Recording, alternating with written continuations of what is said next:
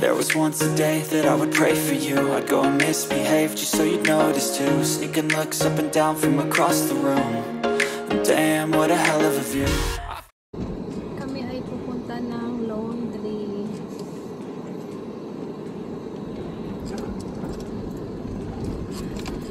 Pakita namin sa inyo guys kung paano kami mag-laundry at saka paano kami mag-igib ng tubig. Naka-uniform kami ngayon. Naka-Hardy. Kapikat kasi itong isa. Yung isa ay kapikat. At kapikat yun. Ang ganda ng una.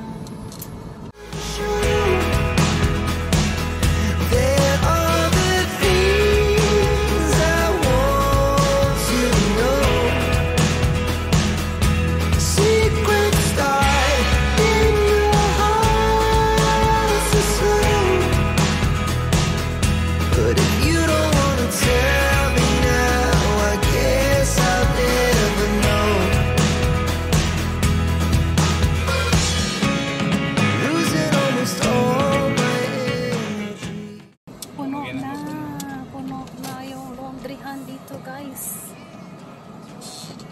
dyan kami mag-laundry and then meron ding ano dyan, water filling station. Ayan si Mr.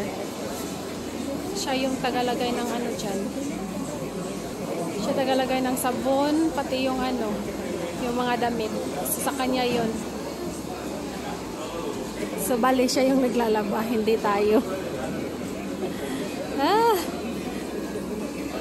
Ito yung laundry mat namin guys. Kasi meron din naman sa ano, meron naman din sa apartment pero maliit lang. Tsaka hindi siya masyadong makakuha ng ano, ng dumi ng ano, ng ano ba yan? Dumi ng nilalabhan natin. So dito yung laundry mat niya. Meron siyang washing machine. Yeah. So, pagkatapos niyan, dito natin i-dry. Yan.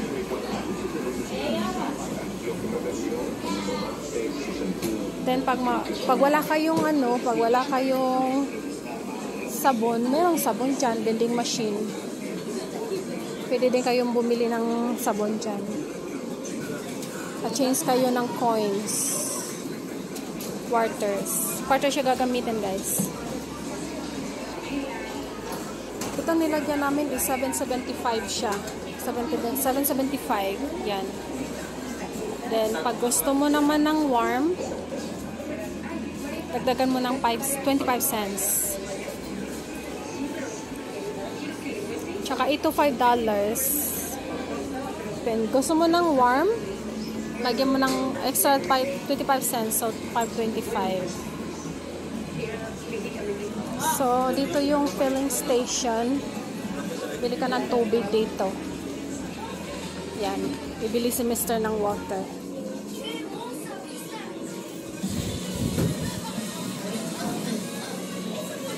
Diyan guys. Oh. Yan. Magkano lang? 150? 150 ang 5 gallon?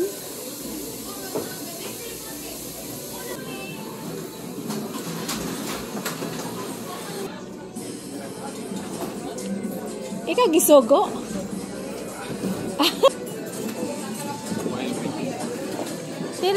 Tirit. Ayan na. O yan na guys. So ihatid na niya yan sa kotse. So dito na lang tayo. Hindi na tayo pupunta doon. Kasi pupuntahan pa natin yung ano natin. Yung nilalabhan. Yan, naka-dryer na yung ano natin guys. Yung mga damit natin. Tayo guys, at saka pumunta na lang kami ng Aldi, nag-grocery. I-hold na lang natin po. Meron tayong dalawang bag. Ito guys. Kabili tayo ng potato. So, pagkatapos natin mag-laundry, dumiretso na tayo sa grocery. Meron tayong bagel.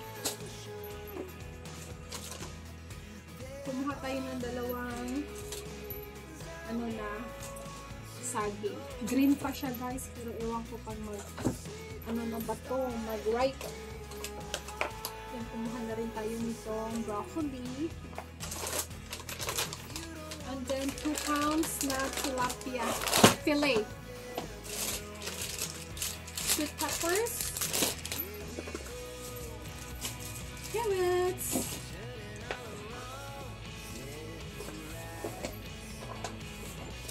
And then, kumuha din tayo ng tomatoes, cabbage,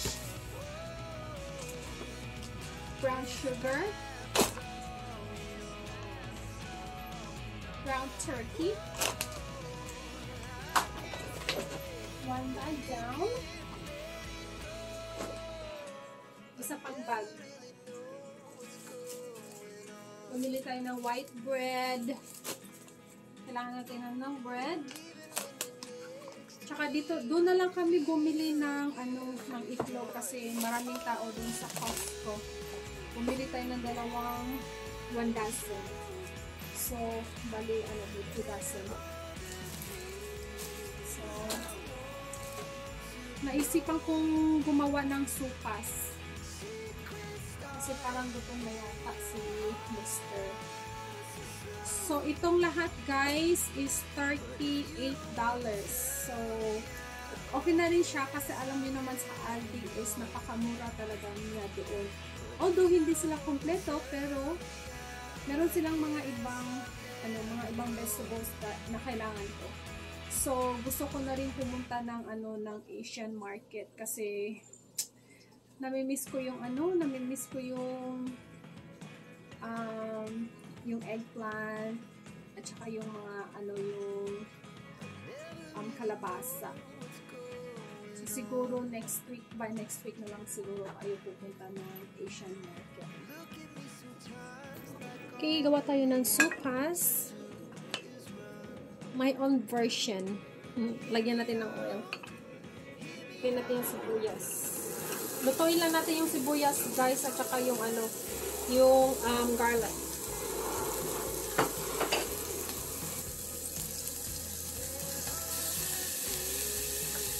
Then chicken. Lutuin lang yung chicken.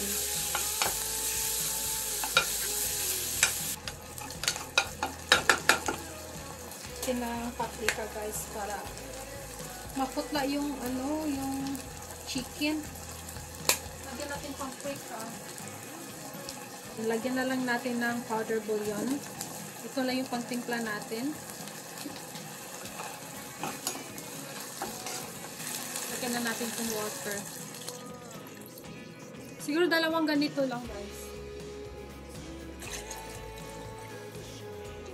Lagyan natin ng macaroni shell. Tama na siguro po. Ganito karami.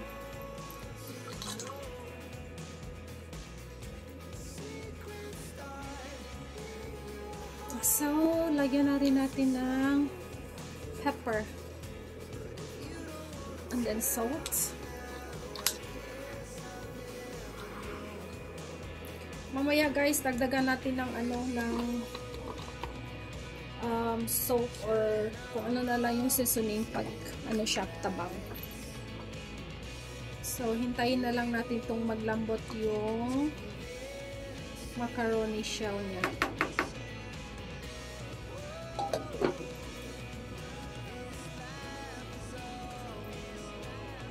Buksan na natin guys. Luto na yata to guys.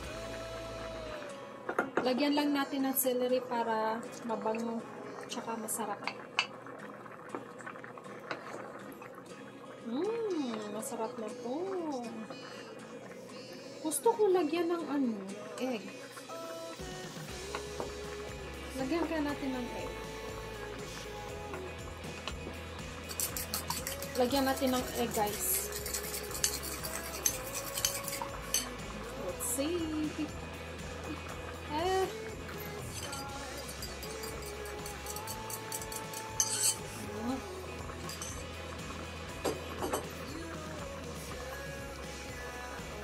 Yan. O yan. Masarap ng tingnan. Ba, tikman natin guys.